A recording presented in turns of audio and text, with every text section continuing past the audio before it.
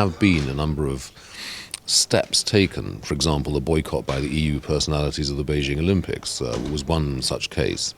But unfortunately, it's the much more systematic approach. For example, the training of organ transplant doctors here in Europe should not take place if they're Chinese.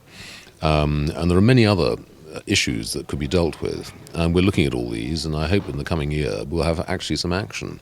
We also need a report by the European administration on the question of organ harvesting from live prisoners. I've met someone myself whose best friend died in prison.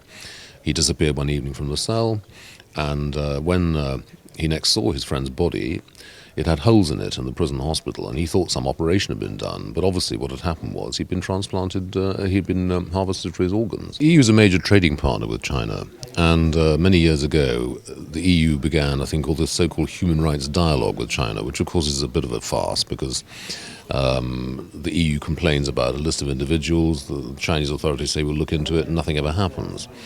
So in terms of activity by the EU, it's not good enough.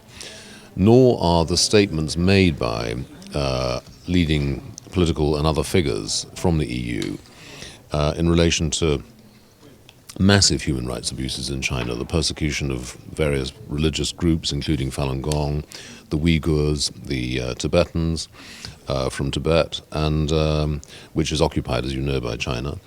There is nothing strong enough said. But the EU has got the capacity, as the very large trading partner of China, to use its weight, political and economic, on the regime. And we'll have to see whether the new leadership in China is prepared to speak out on these issues, although I doubt it will. I think what they want is a continued capacity to rape and corrupt their country, which they've done now since 1949. And that is why people like myself, who've visited China many times, I love China, I love the Chinese people, but I loathe the regime, and it needs to come to an end.